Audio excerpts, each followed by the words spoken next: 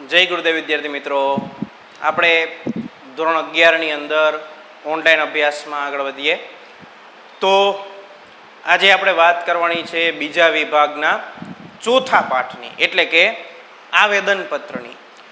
અત્યાર સુધી જો આપણે બીજા વિભાગની અંદર વાત કરીએ તો બીજા વિભાગની અંદર આપણે પહેલા 3 પાઠ જોયા, જેમાં પહેલાની અંદર આપણે સેક્રેટરી અને તેના પ્રકારો વિશે જોયા. બીજા પાઠની અંદર આપણે કંપની સેક્રેટરી વિશેની માહિતી મેળવી કે કંપની સેક્રેટરીના ગુણો શું હોય, લાયકાત શું હોય, એની જોગવાઈ શું, કાર્ય, ફરજો વગેરે વગેરે આપણે જોયું. અને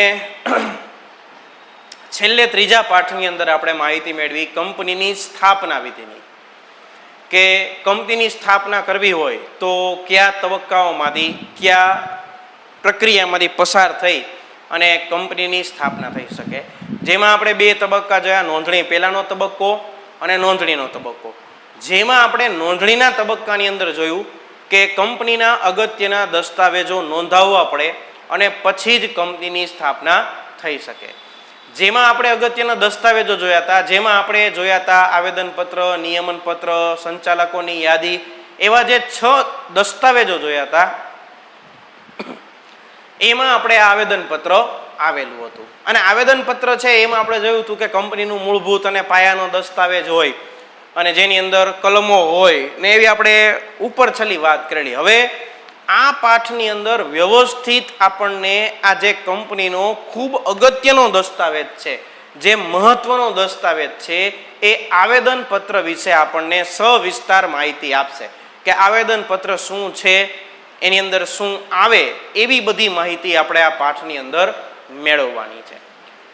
તો જો સૌથી પહેલા આપણને કહે છે પ્રસ્તાવનાની અંદર કે કંપની ધારા 2013 હેઠળ દરેક પ્રકારની કંપનીની નોંધણી ફરજિયાત છે. કે જાહેર કંપની હોય તો એ ભલે, કે ખાનગી કંપની હોય તો ભલે, પણ દરેક પ્રકારની કંપનીએ પોતાની કંપનીની નોંધણી કરાવવી 2013ના નવા કંપની ધારા પ્રમાણે ફરજિયાત કરવામાં આવેલી છે, કે ફરજિયાત તમારે તમારી કંપની નોંધાવવી પડે. તો જો આગળ કહે છે કે કંપનીએ નોંધણી કરાવતી વખતે આવેદનપત્ર એટલે કે મેમોરેન્ડમ ઓફ એસોસિએશન અને નિયમનપત્ર એટલે કે આર્ટિકલ્સ ઓફ એસોસિએશન રજૂ કરવા પડે છે અને નોંધાવવા પડે છે. આવેદનપત્ર કંપની માટે મૂળભૂત અગત્યનો દસ્તાવેજ છે. આ એક પાયાનો દસ્તાવેજ છે જેના આધારે કંપનીનું કાર્યક્ષેત્ર તેમજ ત્રાહિત પક્ષ સાથેના સંબંધો નક્કી થાય છે. આની પહેલાના લેક્ચરની અંદર જ્યારે આપણે નોંધણીનો તબક્કો જોયો હતો એમાં પણ કીધું હતું કે ત્રાહિત પક્ષ સાથેના સંબંધો શું કામ નક્કી થાય, તો કે આવેદનપત્રની આધારે જ ત્રાહિત પક્ષકારો કંપનીની સાથે જોડાવું કે નહીં એનો નિર્ણય કરે છે. એટલે આ ત્રાહિત પક્ષ સાથેના સંબંધો નક્કી કરતો દસ્તાવેજ કહેવાય. આવેદનપત્ર કંપનીનું બંધારણ રજૂ કરે છે, જેમાં શું હોય જો ટૂંકમાં કહે છે તો કે નામ, મૂડી, જવાબદારી, ઉદ્દેશ્ય વગેરે જણાવવામાં આવે છે. ટૂંકમાં પ્રસ્તાવનાની અંદર આપણને ફરી પાછી એ જ વસ્તુ કીધી કે આવેદનપત્ર છે એ દરેક પ્રકારની કંપનીએ બનાવવું અને નોંધાવવું ફરજિયાત છે, જેની અંદર કંપનીની મૂળભૂત અને પાયાની માહિતી આવે, જેમ કે નામ, મૂડી, જવાબદારી, આ ઉદ્દેશ્યો, આ બધી જ વસ્તુ આ આવેદનપત્રની અંદર દર્શાવવામાં આવે છે. હવે આ પ્રસ્તાવના જોયા પછી જો આપણે આગળ વધીએ તો આવેદનપત્રનો અર્થ અને એની વ્યાખ્યાઓ આપેલી છે. તો જો કહે છે કે આવેદનપત્ર કંપનીનો મૂળભૂત દસ્તાવેજ છે જે કંપનીનું કાર્યક્ષેત્ર નક્કી કરે છે. આવેદનપત્રનો ઉદ્દેશ્ય શેરધારકો, લેણદાર અને કંપની સાથે સંબંધ ધરાવતા પક્ષકારોને કંપનીના ધ્યેયો અંગે માહિતી આપવાનો છે. કે આવેદનપત્ર તૈયાર શું કામ કરવામાં આવે છે, તો કે જે કોઈ પણ પક્ષકાર કંપનીની સાથે જોડાય એ પક્ષકારને કંપનીના ધ્યેયો, ઉદ્દેશ્યો જણાવવાના હેતુથી આ આવેદનપત્ર તૈયાર કરવામાં આવે છે. આવેદનપત્ર કંપનીનો એક ખૂબ મહત્વનો દસ્તાવેજ છે, જેમાં હવે જો આમાં આ 3 લીટીમાં આખું આવેદનપત્ર સમજાવી દેશે. ચોક્કસ નામની, અમુક રાજ્યમાં આવેલી, અમુક શેરમૂડી ધરાવતી, સભ્યોની નક્કી કરેલી જવાબદારી અને નિશ્ચિત ઉદ્દેશ્ય માટે તેમાં સહી કરનારાઓ દ્વારા સ્થપાયેલી કંપનીનું સૂચન કરે છે. જો આમાં આવેદનપત્રની અંદર સમાવવામાં આવતી તમામ કલમોને આવરી લીધી. જો શું કે છે તો કે ચોક્કસ નામની એટલે નામની કલમ આવી, અમુક રાજ્યમાં આવેલી એટલે રજિસ્ટર્ડ ઓફિસની કલમ આવી, પછી શેર મૂડી ધરાવતી એટલે મૂડીની કલમ આવી, સભ્યોની નક્કી કરેલી જવાબદારીવાળી એટલે જવાબદારીની કલમ આવી, અને નિશ્ચિત ઉદ્દેશ્યો સાથે એટલે ઉદ્દેશ્યની કલમ આવી, અને સહી કરનારાઓ દ્વારા સ્થપાયેલી એટલે સ્થાપનાની કલમ આવી. આ 6 જે આવેદનપત્રની અગત્યની કલમો છે, આ બધી કલમોની માહિતી આપણને દીધું કે આવી બધી વસ્તુ દર્શાવતી કંપનીનું સૂચન કરે એને આવેદનપત્ર તરીકે ઓળખવામાં આવે છે. આ આપણને એનો અર્થ આપ્યો. હવે એની 2 વ્યાખ્યાઓ આપેલી છે, એ પણ સાવ સરળ છે યાદ રાખવામાં. જો સૌથી પહેલી વ્યાખ્યા એમ કહે છે કે આવેદનપત્ર એટલે કંપની ધારા 2013 અથવા અગાઉના કંપની દ્વારા મુજબ ઘડેલું અથવા તો વખતોવખતની જોગવાઈઓને આધીન રહીને ફેરફાર કર્યા મુજબનું આવેદનપત્ર. કે આવેદનપત્ર એટલે એની કોઈ અલગ વ્યાખ્યા નથી ચોક્કસ, પણ આવેદનપત્ર એટલે શું તો કે 2013 એટલે કે આ અથવા અગાઉના કાયદા મુજબ ઘડેલું હોવું જોઈએ, અથવા તો વખતોવખતની જોગવાઈને આધીન રહીને, એમાં જે કંપની ધારાની જોગવાઈઓમાં ફેરફાર આવે એ જોગવાઈઓને આધીન રહીને ફેરફાર કર્યા મુજબનું આવેદનપત્ર. આવી સાદી અને સરળ વ્યાખ્યા આપેલી છે કંપની ધારાની અંદર. પણ એ સિવાય જો આપણે આવેદનપત્રને સમજવું હોય તો લોર્ડ કેન્સે આપણને એક એની અલગ વ્યાખ્યા આપેલી છે, જેના આધારે આપણને થોડો ઘણો આવેદનપત્રનો ખ્યાલ આવે. જો શું કે છે તો કે આવેદનપત્ર એ કંપનીનું બંધારણ છે જે કાયદા હેઠળ સ્થપાયેલી કંપનીના અધિકારીઓની મર્યાદા દર્શાવે છે. કે કંપનીના અધિકારીઓની મર્યાદા કેટલી, એને શું કામ કરવાનું, એવી બધી માહિતી દર્શાવતું પત્રક જે છે ને એને આવેદનપત્ર તરીકે ઓળખવામાં આવે છે. હવે જો આજે લોર્ડ કેન્સે જે આપણને વ્યાખ્યા આપી ને, આ લોર્ડ કેન્સની વ્યાખ્યા જે છે એ આવેદનપત્રની અંદર સમાવવામાં આવતી કલમોને આધારે બનાવેલી છે. કે આવેદનપત્ર એ કંપનીનું બંધારણ છે. બંધારણની અંદર આપણને ખ્યાલ છે કંપનીનું નામ, મૂડી, જવાબદારી, સ્થાપકો, આ બધાની માહિતી હોય. તો આ બધાની માહિતી આવેદનપત્રની અંદર આપેલી હોય છે. અને જે એના કંપનીના અધિકારીઓ છે એની મર્યાદા દર્શાવે છે. એટલે કે એને અધિકારીઓની કેટલી જવાબદારી છે, કેટલી સત્તા છે, આ જવાબદારી વિશેની માહિતી આપતું પત્ર છે ને એને આવેદનપત્ર તરીકે ઓળખવામાં આવે. આમ આવેદનપત્ર જે છે એ કંપનીનો મૂળભૂત અને પાયાનો દસ્તાવેજ છે, જે દરેક પ્રકારની કંપની, ખાનગી હોય તોય ભલે, જાહેર હોય તોય ભલે, કે એકલ વ્યક્તિ કંપની હોય તોય ભલે, પણ દરેક પ્રકારની કંપની માટે આ આવેદનપત્ર દર્શાવવું ફરજિયાત છે. હવે જો અહીંયા આપણને કંપની માટે ફરજિયાત છે તો આપણે થોડી ઘણી કંપની વિશે ચર્ચા કરી લઈએ. જો ખાનગી કંપની અને જાહેર કંપની તો આપણને ખ્યાલ જ હશે કે અમુક ચોક્કસ વ્યક્તિઓની જ માલિકીની હોય, જેના શેર બહાર ન પાડી શકાય ને શેરની ઉપર નિયંત્રણ હોય તો એ ખાનગી કંપની. જ્યારે જાહેરની અંતર તો કે જાહેર કંપની છે એના શેર બહાર પાડવામાં આવે, પછી એની મૂડી જાહેર જનતા પાસેથી મેળવવામાં આવે, એમાં ઘણા બધા શેર હોલ્ડરો હોય, આવી જાહેર કંપની. પણ સાથે સાથે એક ત્રીજા પ્રકારની કંપની છે એકલ વ્યક્તિ કંપની. એકલ વ્યક્તિની કંપની એટલે શું તો કે એક જ વ્યક્તિએ કંપનીનો માલિક હોય કંપની, વૈયક્તિક માલિકી કે ભાગીદારી પેઢી નહીં. આપણે જોયું હતું કે વૈયક્તિક માલિકીમાં એક જ વ્યક્તિ હોય, પણ આ વૈયક્તિક માલિકી નથી, છે કંપની જ, પણ એક જ વ્યક્તિ જે કંપનીનો માલિક હોય એને એકલ વ્યક્તિની કંપની તરીકે ઓળખવામાં આવે. જો આ પાઠની અંદર આવશે કે એકલ વ્યક્તિ કંપની એટલે આપણે અગાઉથી વાત કરી લઈએ કે ખાનગી અને જાહેર સિવાય એકલ વ્યક્તિની કંપની પણ જોવા મળે છે. અને આ પણ નવા કંપની ધારા પ્રમાણે જ એનું અસ્તિત્વ જોવા મળે છે. અત્યાર સુધી એકલ વ્યક્તિની કંપનીની કોઈ જોગવાઈ નહોતી, પણ નવા કંપની ધારાની અંદર આ એકલ વ્યક્તિ કંપનીની જોગવાઈ કરવામાં આવેલી છે. આ આપણે માહિતી લીધી આવેદનપત્રના અર્થ અને વ્યાખ્યાની, જે કંપનીનો મૂળભૂત અને પાયાનો દસ્તાવેજ છે, જેની અંદર કંપનીની બધી મૂળભૂત અને પાયાની માહિતી જેવી કે નામ, એની રજિસ્ટર્ડ ઓફિસ, એના ઉદ્દેશ્ય, એની મૂડી, એના સભ્યોની જવાબદારી, એના સ્થાપકોની માહિતી, આવું બધું આ આવેદનપત્રની અંદર દર્શાવેલું હોય છે. અને એટલે જ એને મૂળભૂત અને પાયાનો દસ્તાવેજ કહેવામાં આવે છે. હવે આટલી બધી ચર્ચાના આધારે આપણે આવેદનપત્રથી પરિચિત તો થયા, પણ હજી વધારે પરિચિત થવું હોય તો કે આ ચર્ચા ઉપરથી જ એની અમુક લાક્ષણિકતાઓ તારવી શકાય, જે આપણને આવેદનપત્ર વિશે થોડી વધુ સ્પષ્ટ માહિતી આપશે, જે 2 અથવા 3 માર્કની અંદર પૂછી શકાય. આવેદનપત્રના લક્ષણો. તો જો શું કહે છે એમાં કે આવેદનપત્રનો ઉદ્દેશ્ય શેર હોલ્ડરો, લેણદાર કે જાહેર જનતાને કંપનીના ધ્યેયો વિશે જાણ કરવાનો છે. આપણે અગાઉ જ જોયું. તો ઉપરની વ્યાખ્યા અને અર્થના આધારે આવેદનપત્રના લક્ષણો નીચે મુજબ છે.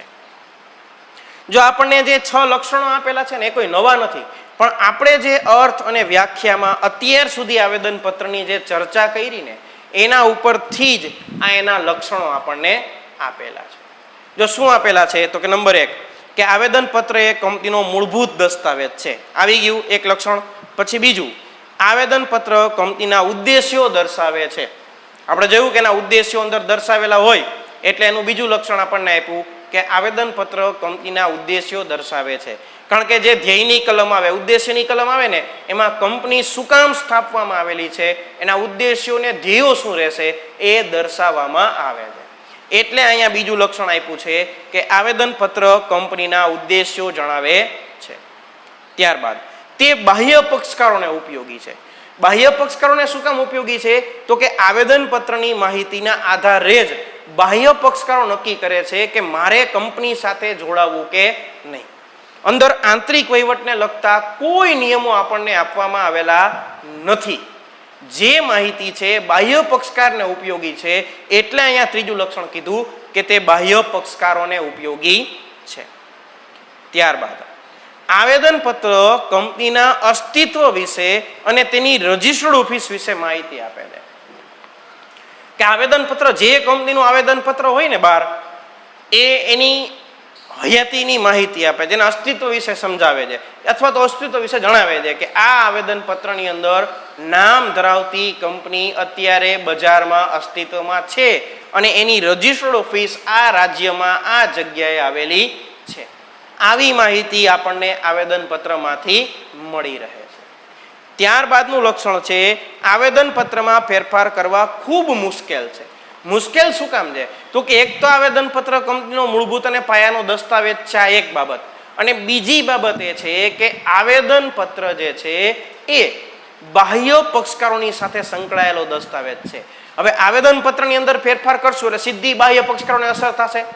એટલે આવેદનપત્રની અંદર ફેરફાર કરવો અશક્ય નથી, પણ મુશ્કેલ છે. ફેરફાર કરી શકાય, એના માટેની અમુક પ્રોસેસ છે, આપણે આમાં આગળ જોશું, પણ એમાંથી પસાર થઈ અને પછી આવેદનપત્રની અંદર ફેરફાર શક્ય બને છે. અને છેલ્લે એવું કહે છે કે આવેદનપત્ર એ કંપનીનું બંધારણ દર્શાવે છે. આ આપણને આપી આવેદનપત્રની લાક્ષણિકતાઓ, જે 2 અથવા 3 માર્કની અંદર પૂછાઈ શકે છે. આગળ કે છે કે નવા કંપની ધારા 2013 પ્રમાણે કંપનીના પ્રકાર અનુસાર આવેદનપત્ર તૈયાર કરવાનું હોય છે. એટલે કે જે પ્રકારની આપણી કંપની હોય એ પ્રકારની માહિતી આપણે આપણા આવેદનપત્રમાં દર્શાવવી પડે છે. આ આવેદનપત્ર તૈયાર કરવા માટે કંપની ધારા 2013ના શિડ્યુલ 1માં જણાવ્યા અનુસાર કંપનીના વિવિધ પ્રકાર મુજબ ટેબલ આપેલા છે તે લાગુ પડે છે. આ શું કહેવા માંગે છે કોષ્ટક? કે માનો કે આપણે કંપની સ્થાપીએ છીએ અને કંપનીની સ્થાપનાની અંદર આપણે આવેદનપત્રમાં શું દર્શાવવું, કેવી બાબતો દર્શાવવી એનો ખ્યાલ નથી આપતો, તો કંપની ધારા 2013નું શિડ્યુલ 1 છે એની અંદર અલગ અલગ નમૂનાના આવેદનપત્રો આપેલા છે જે તે પ્રકારની કંપનીને લાગુ પડે છે. તો એની માહિતી આપણને અહીંયા આપવામાં આવેલી છે, જેમાંથી 1 માર્કના પ્રશ્નો પૂછાઈ શકે. તો આમાં શું માહિતી છે કોષ્ટકમાં? તો કે એક કંપનીનો પ્રકાર છે કે તમે કેવા પ્રકારની કંપની સ્થાપો છો અને એની સામે 2013માં એનું નમૂનાનું આવેદનપત્ર આપેલું છે કે આ પ્રકારની માહિતી તમે તમારા આવેદનપત્રની અંદર દર્શાવી શકો છો. તો જો આપણે એક પછી એક કંપનીના પ્રકારો જોઈતા જોઈએ અને પછી એની સામે નમૂનાનું જે આવેદનપત્ર શિડ્યુલ 1માં આપેલું છે એ જોતા જઈએ. જો સૌથી પહેલા કંપની છે શેર મૂડીથી મર્યાદિત કંપની, એટલે કે શેર મૂડીથી મર્યાદિત જવાબદારી વાળી કંપની. જો તમે આવી કંપની સ્થાપવા માંગતા હોય તો તમારે શિડ્યુલ 1માં આપવામાં આવેલું ટેબલ એ લાગુ પડે. એટલે કે ટેબલ એની અંદર જે વિગતો દર્શાવવામાં આવેલી હોય એ બધી વિગતો શેર મૂડીથી મર્યાદિત જવાબદારી વાળી કંપની સ્થાપતી વખતે તમારે એના આવેદનપત્રમાં દર્શાવવી જોઈએ. બીજો પ્રકાર છે બાંયધરીથી મર્યાદિત જવાબદારી વાળી કંપની જેને શેર મૂડી હોતી નથી. હવે બાંયધરીથી મર્યાદિત જવાબદારી વાળી કંપની શું હોય તો કે આની અંદર જવાબદારી છે ને તમે લખીને આપો ને એટલી મર્યાદિત હોય. દાખલા તરીકે માનો કે તમે આ કંપનીની અંદર જોડાવ છો અને તમે લેખિતમાં એવું આપો છો કે હું આ કંપનીની 5 લાખ રૂપિયાની જવાબદારી સ્વીકારું છું, તો તમારી એ કંપનીમાં જવાબદારી 5 લાખ રૂપિયાની બને. તો તમારી જવાબદારી કેના આધારે નક્કી થઈ તો કે તમે આપેલી લેખિત બાંયધરીના આધારે, નહીં કે શેર મૂડીના આધારે. મર્યાદિત જવાબદારી બે રીતે હોય. પેલું આપણે જોયું શેર મૂડીથી મર્યાદિત જવાબદારી. આવી કંપનીની અંદર શું હોય તો કે તમે કંપનીમાં જેટલા રૂપિયાના શેર ખરીદેલા હશે એટલી જ તમારી જવાબદારી હશે. માનો કે તમે એક કંપનીમાં શેર ખરીદો છો 1 લાખ રૂપિયાના. એ કંપનીની મૂડી તો અબજો રૂપિયાની છે, પણ તમે 1 લાખ રૂપિયાના શેર ખરીદ્યા અને એ કંપની શેર મૂડીથી મર્યાદિત જવાબદારી વાળી કંપની છે. હવે માનો કે સંજોગોવશાત કંપની ઉઠી ગઈ, કંપનીએ દેવાળું ફૂંક્યું, એટલે જેટલું દેવું હોય દેવું બધું ચૂકવવું પડે. તો તમારે માત્ર તમે ખરીદેલા શેર 1 લાખ રૂપિયા જેટલી જ તમારી જવાબદારી ઉદ્ભવે. તમારે પર્સનલી કોઈ રૂપિયા દેવા પડે નહીં. આવી કંપનીને શેર મૂડીથી મર્યાદિત કંપની કહેવાય. જ્યારે બાંયધરીથી આપણે વાત કરીએ રીતે કે બાંયધરીથી મર્યાદિત જવાબદારી વાળી કંપની હોય ને એમાં તમારા શેર કેટલા છે એ મહત્વનું નથી. કાંઈ શેર ન હોય તો હાલે, 50 લાખના શેર હોય તો હાલે, પણ તમારી જવાબદારી તમે લેખિતમાં આપેલી બાંયધરી પૂરતી મર્યાદિત હોય એને બાંયધરીથી મર્યાદિત જવાબદારી વાળી કંપની કહેવાય. તો આ બીજો પ્રકાર એવો જ આપેલો છે, બાંયધરીથી મર્યાદિત જવાબદારી વાળી કંપની જેને શેર બહાર પાડેલા નથી. તો આવા પ્રકારની જો તમે કંપની સ્થાપો તો તમારે નમૂનાનું આવેદનપત્ર લાગુ પડે ટેબલ બી પ્રમાણેનું. ત્રીજી કંપની છે બાંયધરીથી મર્યાદિત જવાબદારી વાળી જ કંપની, પણ એને શેર બહાર પાડેલા છે. ઓલું શું હતું, બાંયધરીથી મર્યાદિત હતી પણ શેર બહાર પાડ્યા નહોતા, તો ટેબલ બી. અને બાંયધરીથી મર્યાદિત જવાબદારી વાળી કંપની પણ એને શેર બહાર પાડ્યા હોય તો ટેબલ સી પ્રમાણે એને આવેદનપત્ર બનાવવું પડે. એટલે કે આવી કંપની જ્યારે આવેદનપત્ર બનાવતી હોય અને જો એને આવેદનપત્રમાં મુશ્કેલી પડતી હોય તો એ ટેબલ સી પ્રમાણે પોતાનું આવેદનપત્ર તૈયાર કરી શકે. ચોથું છે અમર્યાદિત જવાબદારી વાળી કંપની જેને શેર મૂડી નથી. પણ પહેલા આપણે અમર્યાદિત વાળું શીખીએ. જો પહેલા બે કંપની શીખી, શેર મૂડીથી મર્યાદિત જવાબદારી અને બાંયધરીથી મર્યાદિત જવાબદારી. હવે અમર્યાદિત જવાબદારી વાળી કંપનીમાં શું આવે તો કે આવા પ્રકારની કંપનીની અંદર જે કંપનીનો સભ્ય બને છે એની જવાબદારી અમર્યાદિત હોય છે. અમર્યાદિત એટલે શું તો કે માનો કે કંપનીની અંદર એને લાખ રૂપિયાનું રોકાણ કર્યું અને કંપની દેવાળું ફૂંક્યું, તો એની જવાબદારી માત્ર લાખ પૂરતી નહીં, પણ જ્યાં સુધી કંપનીનું તમામ દેવું ન ભરાઈ જાય ત્યાં સુધી એ વ્યક્તિની જવાબદારી ઉદ્ભવે. જો જરૂર પડે તો અમર્યાદિત જવાબદારી વાળી કંપનીમાં સભ્યએ પોતાની અંગત મિલકતો વેચીને પણ દેવું ચૂકવવું પડે. આવી જે કંપની હોય એને અમર્યાદિત જવાબદારી વાળી કંપની કહેવાય. મર્યાદિતમાં બે પ્રકાર, શેર મૂડીથી મર્યાદિત અને બાંયધરીથી મર્યાદિત. પણ બંનેની અંદર મર્યાદિત શબ્દ છે. એનો મતલબ શું છે કે જો આ પ્રકારની કંપનીમાં તમે સભ્ય હોય તો તમારે તમારી અંગત મિલકત વેચીને દેવું ચૂકવવું પડતું નથી. પણ માનો કે તમે અમર્યાદિત જવાબદારી વાળી કંપનીના સભ્ય છો અને કંપની દેવાળું ફૂંકે છે તો તમારે કંપનીની બધી મિલકતો વેચાઈ જાય અને છતાં જો દેવું ઊભું હોય તો તમે એક સભ્ય તરીકે તમારી અંગત મિલકતો વેચીને પણ આ કંપનીનું દેવું ચૂકવવા માટે જવાબદાર બનો છો. આવી કંપનીને અમર્યાદિત જવાબદારી વાળી કંપની કહેવાય. પણ સાથે અહીંયા શું છે કે જેને શેર મૂડી હોતી નથી, તો આવી કંપનીને નમૂનાનું આવેદનપત્ર આવે ટેબલ ડી પ્રમાણેનું. અને છેલ્લું છે અમર્યાદિત જવાબદારી વાળી જ કંપની પણ જેને શેર હોય, તો આવી કંપનીને ટેબલ ઈ પ્રમાણે આવેદનપત્ર બનાવવું પડે. આ 5 પ્રકારની કંપનીની માહિતી આપણને આપેલી છે. પેલું શેર મૂડીથી મર્યાદિત, બીજું બાંહેધરીથી મર્યાદિત પણ શેર મૂડી નથી હોતી, ત્રીજું બાંહેધરીથી મર્યાદિત શેર મૂડી હોય છે, ચોથું અમર્યાદિત શેર મૂડી નથી અને પાંચમું અમર્યાદિત અને શેર મૂડી છે. તો આ પાંચે પાંચ પ્રકારની કંપનીને ABCDE પ્રમાણે અનુક્રમે એને નમૂનાના આવેદનપત્ર એમાંથી મળી રહે કે જો તમે આમાંથી કોઈ પણ પ્રકારની કંપનીની સ્થાપના કરતા હો અને તમને તમારા આવેદનપત્રમાં કઈ બાબતો દર્શાવવી એ ખ્યાલ ન હોય તો તમે એના માટે આ ABCDE માંથી જે પ્રમાણે તમને ટેબલ લાગુ પડતું હોય શિડ્યુલ 1 માં આપેલું છે એ પ્રમાણેના નમૂનાના આવેદનપત્ર પ્રમાણે તમે તમારું આવેદનપત્ર તૈયાર કરી શકો છો. એમાંની બધી વિગતો પણ લઈ શકો અને જરૂર પ્રમાણે પણ વિગત લઈ શકો છો. પણ ટૂંકમાં જો તમે કંપનીની સ્થાપના કરો છો અને તમને તમારા આવેદનપત્રમાં કઈ વિગતો દર્શાવવી એનો ખ્યાલ નથી તો તમારે આ નમૂનાના આવેદનપત્રમાંથી તમે બાબતો લઈ શકો છો. જરૂર પડે એ પ્રમાણે પણ બાબતો લઈ શકાય છે અને એમાંનું બેઠે બેઠું આવેદનપત્ર પણ તમે તમારી કંપનીની અંદર લાગુ પાડી શકો છો. આ આપણને વાત કરી નમૂનાના આવેદનપત્રોની. આગળ કહેજો કે આવેદનપત્ર કંપની ધારાના ટેબલ ABCDE ની જોગવાઈ મુજબ, હવે જો 1 માર્કમાં પૂછી શકાય પ્રશ્ન છે કે આવેદનપત્ર કેવું હોવું જોઈએ તો કંપની ધારાના ટેબલ ABCDE ની જોગવાઈ મુજબ છાપેલું હોવું જોઈએ, યોગ્ય ફકરામાં હોવું જોઈએ અને અનુક્રમ નંબર સાથેનું હોવું જોઈએ. કે તમે જે મેમોરેન્ડમ ઓફ એસોસિએશન તૈયાર કરો, આવેદનપત્ર તૈયાર કરો એ છાપેલું હોવું જોઈએ, હાથેથી લખેલું ચાલે નહીં. પછી એની બધી વિગત ફકરામાં હોવી જોઈએ અને ફકરા વાઇઝ એને અનુક્રમ નંબર પણ આપેલો હોવો જોઈએ.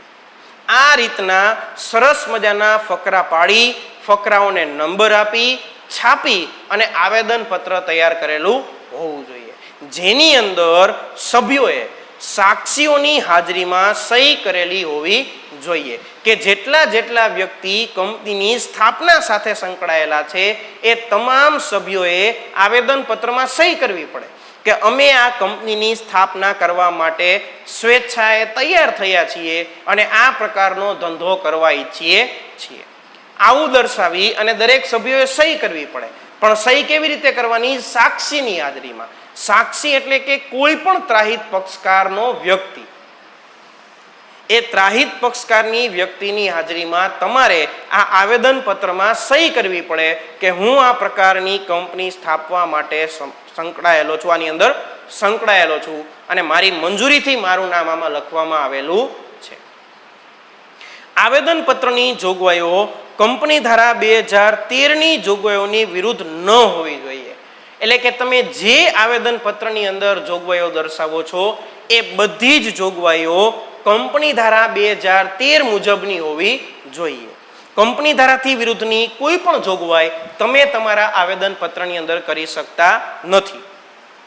આવેદનપત્રની કોઈ પણ કલમ જો કંપની ધારાની જોગવાઈઓની વિરુદ્ધ હોય તો તે રદબાતલ છે. એટલે કે જે તમે આવેદનપત્રની અંદર કલમો લખો છો, બાબતો લખો છો, એમાંની કોઈ પણ બાબત જો કંપની ધારાની જોગવાઈથી પરે હશે, એનાથી વિરુદ્ધની હશે તો એ કલમ અથવા તો જોગવાઈને આવેદનપત્રમાંથી રદ કરવામાં આવે છે, એટલે કે કાઢી નાખવામાં આવશે, માન્ય ગણવામાં આવશે નહીં. તેવી જ રીતે સંચાલક મંડળ દ્વારા કે શેર હોલ્ડરોની સામાન્ય સભામાં કંપની ધારા વિરુદ્ધ કોઈ ઠરાવ કરવામાં આવે કે કરાર કરવામાં આવે તો એ પણ રદ બાતલ કરવામાં આવશે. એટલે કે કોઈ પણ કાર્ય કે ઠરાવ જો કંપની ધારા વિરુદ્ધ હશે, પછી એ શેર હોલ્ડરે બહાર પાડેલો હોય તો ભલે કે સંચાલક મંડળોએ બહાર પાડેલો હોય તો ભલે, પણ ગમે એના દ્વારા બનાવવામાં આવેલી બાબત જો કંપની ધારા વિરુદ્ધની હશે, ઠરાવ કંપની ધારા વિરુદ્ધનો હશે તો એને રદ બાતલ કરવામાં આવશે. આ શું કહેવા માંગે છે ટૂંકમાં કે કંપનીની અંદર કોઈ પણ કાર્ય, કોઈ પણ ઠરાવ કે આવેદનપત્રની કોઈ પણ બાબત તમે કંપની ધારાની વિરુદ્ધમાં લખી શકો નહીં. જો કંપની ધારાની વિરુદ્ધનું કોઈ પણ કામ કંપનીની અંદર કરવામાં આવશે અથવા તો આવેદનપત્રની અંદર દર્શાવવામાં આવશે તો એને રદ બાતલ ગણવામાં આવશે, એટલે કે કેન્સલ કરી દેવામાં આવશે. એને કોઈ પણ સંજોગોમાં માન્યતા આપવામાં આવશે નહીં. આ આપણને માહિતી આપી આવેદન પત્ર વિશેની કે આવેદન પત્ર શું હોય, એની અંદર કેવી બાબતો આવે, એ આવેદન પત્રના લક્ષણો કોને કહેવાય, નમૂનાનું આવેદન પત્ર શું છે, એવી માહિતી આપણે મેળવી. હવે આવશે આ પાઠનો અગત્યનો પ્રશ્ન, એટલે કે આવેદન પત્રનું મહત્વ, જે 3 અથવા 4 માર્કની અંદર પૂછી શકાય છે, પણ એની આપણે આજે શરૂઆત કરવી નથી. આજે આપણે જોયું કે આવેદન પત્ર જે છે એ કંપનીનો મૂળભૂત અને પાયાનો દસ્તાવેજ છે, જેની અંદર કલમો દર્શાવવામાં આવે છે. આવેદન પત્રની અંદર જે કલમો દર્શાવવામાં આવે છે એમાં તમે કંપનીનું નામ, કંપનીની રજિસ્ટર્ડ ઓફિસ, કંપનીની જવાબદારી, કંપનીની મૂડી, કંપનીના ઉદ્દેશ્યો અને કંપનીના સ્થાપકો, આવી બધી માહિતી તમે કંપનીના આવેદન પત્રમાંથી મેળવી શકો છો. કંપનીના આવેદન પત્રની અંદર ફેરફાર કરવો મુશ્કેલ છે, કરી શકો પણ સહેલાઈથી ફેરફાર, સરળતાથી કે સહેલાઈથી ફેરફાર થઈ શકતો નથી. અને ત્યારબાદ આપણે જોયું કે જ્યારે તમે કંપનીની સ્થાપના કરતા હો અને તમને કંપનીની સ્થાપના વખતે આવેદન પત્રમાં કઈ વિગત દર્શાવવી એ જો ખ્યાલ ન આવતો હોય તો એના માટે શેડ્યુલ 1 ની અંદર નમૂનાના આવેદન પત્રો આપવામાં આવેલા છે, જેના આધારે તમે તમારી કંપનીનું આવેદન પત્ર તૈયાર કરી શકો છો. જેમાં આપણને 5 પ્રકારની કંપની કીધી: શેર મૂડીથી મર્યાદિત જવાબદારીવાળી કંપની, પછી બાંયધરીથી મર્યાદિત જવાબદારીવાળી કંપની પણ શેર મૂડી નથી, પછી ત્રીજી બાંયધરીથી મર્યાદિત જવાબદારીવાળી કંપની જેને શેર બહાર પાડેલા છે, પછી ચોથું અમર્યાદિત જવાબદારીવાળી કંપની જેને શેર નથી, અને પાંચમું અમર્યાદિત જવાબદારીવાળી કંપની પણ શેર છે. આમ અનુક્રમે આ 5 માંથી જે પ્રકારની કંપનીની તમે સ્થાપના કરતા હો એને કંપની ધારા 2013ના શેડ્યુલ 1 માં આપેલા નમૂનાના ટેબલો અનુક્રમે A, B, C, D અને E લાગુ પડે છે. અને જે આવેદન પત્ર તમે બનાવો છો એ છાપેલું, ફકરા પાડેલું અને ફકરાને અનુક્રમ નંબર આપેલું હોવું જોઈએ. અને આવેદન પત્રની અંદર તમે જે જોગવાઈ કરો છો, જે કલમની અંદર બાબત લખો છો, એ બધી જ બાબતો કંપની ધારા 2013ની જોગવાઈ મુજબ હોવી જોઈએ. એનાથી વિરુદ્ધની કોઈ પણ બાબત તમે એમાં દર્શાવી શકતા નથી. અને જો દર્શાવવામાં આવે તો એને રદ બાતલ એટલે કે કેન્સલ કરવામાં આવે છે, આવેદન પત્રમાંથી કાઢી નાખવામાં આવે છે. આટલી માહિતી આપણે આજ મેળવી. વાત કરીએ જો આજના લેસનની, તો આજે આપણે લેસનમાં કાંઈ તમને લખવા આપવું નથી, પણ માત્ર આજે આપણે જે ચલાવ્યું એ એક વખત ઝીણવટપૂર્વક વાંચવાનું છે. હવે આવેદન પત્રના મહત્વથી શરૂઆત કરશું આપણે હવે પછીના લેક્ચરની અંદર. અહીંયા આપણે આપણા લેક્ચરને વિરામ આપીએ છીએ. અસ્તુ. જય ગુરુદેવ.